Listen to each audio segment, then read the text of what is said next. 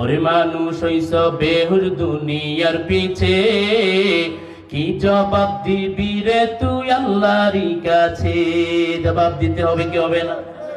ওরে মানুষ হইছ বেহুর দুনিয়ার পিছে, কি জবাব দিবি রে তুই আল্লাহরই কাছে? কি জবাব দিবি রে তুই আল্লাহরই কাছে? হালাল হারাম না মানিয়া কত টাকা করছো কামাই, এত টাকা রাখবা কোথায়? কাফনের তো পকেট নাই।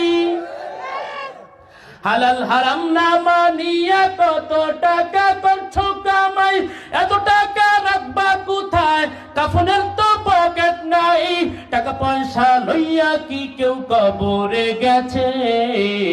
টাকা পয়সা লইয়া কি কেউ কবরে গেছে? কি জবাব দিবি রে তুই আল্লাহরই কাছে? ওরে মানুষ হইছ বেহুর দুনিয়ার পিছে, কি জবাব দিবি রে তুই আল্লাহরই কাছে? জবাব দিতে হবে কি হবে না? 16-17 বছর দেশ পরিচালনা করার পরে জবাব দিতে হয় কি হয় না? 5 বছর দেশ পরিচালনা করার পরে জবাব দিতে হয় কি হয় না? আল্লাহ বলো, বান্দা আমি আল্লাহর এত অক্সিজেন ভোগ করলা, সূর্যের আলো ভোগ করলা, চাঁদের আলো ভোগ করলা, আসমানের বৃষ্টি ভোগ করলা, জমিনের ফসল ভোগ করলা। ও বান্দা তুমি কেমনে মনে করো আমি আল্লাহর কাছে তোমাকে জবাব দিতে হবে না?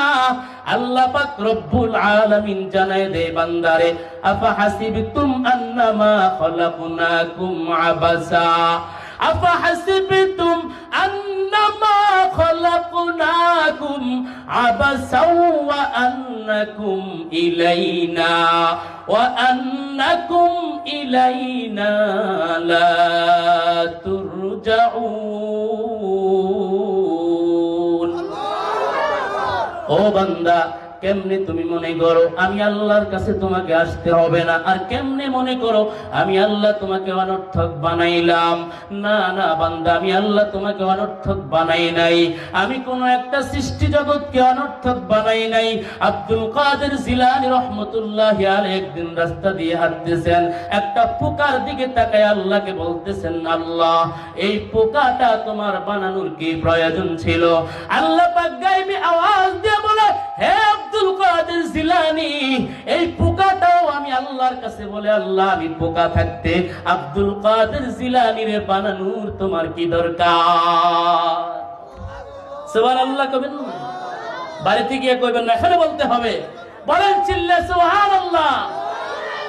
এ মুসলমান ইমানদার, এজন্য আল্লাহ পাক রব্বুল আলামিন জানায়, ও বান্দা আমি আসমান অনর্থক বানাই নাই, জমিনকে অনর্থক বানাই নাই, আমি আল্লাহ সূর্য চন্দ্রকে অনর্থক বানাই নাই, আমি আল্লাহ গাছপালা তরুলতা সাগর মহাসাগর নদী খাল বিল আমি আল্লাহ কিছুই অনর্থক বানায় নাই। এমন কি পর্যন্ত বান্দা তোমাকেও অনর্থক বানায় নাই। এ বান্দা আমি আল্লাহ বড় আদর করে মায়া করে তোমাকে বানাইছি, আবার একদিন আমি আল্লাহর কাছে তোমাকে জবাব দিতেই হবে রে বান্দা, পালাবার কোথাও জায়গা নাই। এ বান্দা জবাব দিতে হবে। মার রব্বুকা, তোমার রবের পরিচয় দাও। ওয়ামান দীনুকা, তোমার ধর্মের পরিচয় দাও। ওয়ামান নাবিয়্যুকা, তোমার নবীর পরিচয় দাও। আল্লাহ পাক রব্বুল আলামিন আমাদেরকে কবরে নেওয়ার পরে আমাদেরকে যখন মাটির মধ্যে শোয়া দাফন করে আমাদেরকে কবর দিয়ে দিবে, আপন ছেলেটা পর্যন্ত বাবার কবরের মধ্যে থাকতে রাজি হবে না। আপন মেয়েটা পর্যন্ত বলবে না আমি আমার আব্বুর কাছে ঘুমাবো। আপন বিবিটা পর্যন্ত বলবে না আমি আমার স্বামীর সাথে আজকে রাত্রে কবরের পাশে ঘুমাবো। যখন সবাই বিদায় দিয়ে স্বার্থপরের মতো চলিয়া যাবে, যখন আমাকে আপনাকে কবরে একা একা রাখবে, ওই কবরে কোনো বিছানার ব্যবস্থা থাকবে না। ডানে মাটি, বামে মাটি, উপরে মাটি, নিচে মাটি, মাটির ঘর। কারো কবরের মধ্যে 70 থেকে 99টা সাপ এসে কবর ভরিয়া যাবে। গুনাহগার বান্দার কবরে জাহান্নামের আগুন এসে ভরিয়া যাবে। আল্লাহ পাক রব্বুল আলামিন দুই পাশের মাটির এমন জোরে একটা চাপ দিবেন, পয়গম্বর মায়ার নবী রহমাতুল লিল আলামিন সাহাবায়ে কেরামদেরকে উপমা দিতে গিয়া আঙ্গুলের ভিতরে আঙ্গুল ঢুকাইয়া দেখাইছিলেন।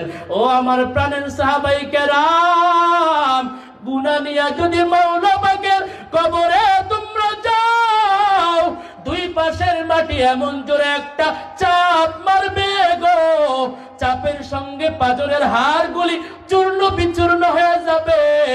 ওই কবরের আযাব বড়ই ভয়ঙ্কর, সহ্য করতে পারবা না। কবরের আযাব বড় শক্ত। আল্লাহ পাক বলেন ইন্না আযাবি লাশাদীদ। আর আমি আল্লাহ পাকের আযাবটা তেমন ছোট ছোট আযাব না। আল্লাহ বলে আমি আল্লাহ যত বড়, আমি আল্লাহর দয়াও তত বড়। আমি আল্লাহ যত বড়, আমি আল্লাহর আযাবও তত বড়। ঠিক কিনা বেঠিক? আল্লাহ বলে ও বান্দা, আমি আল্লাহ তোকে জাহান্নামে আগুনের মধ্যে জ্বালাইবার জন্য বানাই নাই। ও বান্দা, আমি আল্লাহ তোর মায়ের গর্ভ থেকে তোকে আদর করে মায়া করে করে বান্দা তোকে লালন পালন শুরু করলাম। তুই যখন তোর মায়ের গর্ভে ছিলি বান্দা, তুই কি খাইবি আমি আল্লাহ পেরেশান হয়ে গেলাম। আমি আল্লাহ তোমাকে মায়ের পেটের মধ্যে খাবারের ব্যবস্থা করে দিলাম, তাও আমি আল্লাহ মুখ দিয়া খাওয়াই নাই।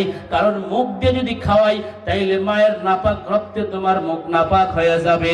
আমি আল্লাহ মায়ের নাভির সাথে তোমার নাভির একটা তার লাগাইয়া দিলাম, ওই তারে দিয়ে তুমি খাবার উপভোগ করলা। বেঁচে বেঁচে জিন্দা তোমার মায়ের পেটের মধ্যে তুমি ছিলা। আমি আল্লাহ তুমি জন্মগ্রহণ করবা, তুমি দুনিয়াতে আইসা বান্দা কি খাবি? আমি আল্লাহ মায়ের বুকের মধ্যে এত দামি খাবার ব্যবস্থা করলাম রে বান্দা। এই খাবারটা এত গরম না, এত গরম না যে গরমের কারণে বাচ্চার মুখ পড়ে যাবে। এই খাবারটা এত ঠান্ডাও না, এত ঠান্ডাও না বাচ্চার সর্দি লেগে যাবে, নিউমোনিয়াম চলে আসবে। আল্লাহ পাক রব্বুল আলামিন জানায় দেয় বান্দা, এমন একটা পিওর খাবার, এমন একটা দামি খাবার সমস্ত পৃথিবীর বৈজ্ঞানিক ডাক্তাররা এক হয়ে বলে মায়ের বুকের দুধের মতো সন্তানের জন্য দামি খাবার আর দ্বিতীয় হইতে পারে না। এ বান্দা, মায়ের বুকের দুধ তোকে খাওয়াইলাম বান্দা, মায়ের বুকের দুধ তুমি খাইলা, আর আমি আল্লাহ তোমার শরীরের মধ্যে ভিটামিন তৈরি করতে থাকলাম। বান্দা, তুমি ছোট্ট বাচ্চাটা একটু বড় হইলা, এ বান্দা তুমি এখন একটু আপেল খাইবা, কমলা খাইবা, লিচু খাইবা, তাল বেল বেদানা কত কিছু খাইবা, তোমার দাঁতের একটু দরকার। আমি আল্লাহ তোমাকে ছোট ছোট দাঁতের ব্যবস্থা করে দিলাম। কাদেরে কুদরত দারি বর কামাল আনতা রব্বি আনতা হাসবি জুল জালাল।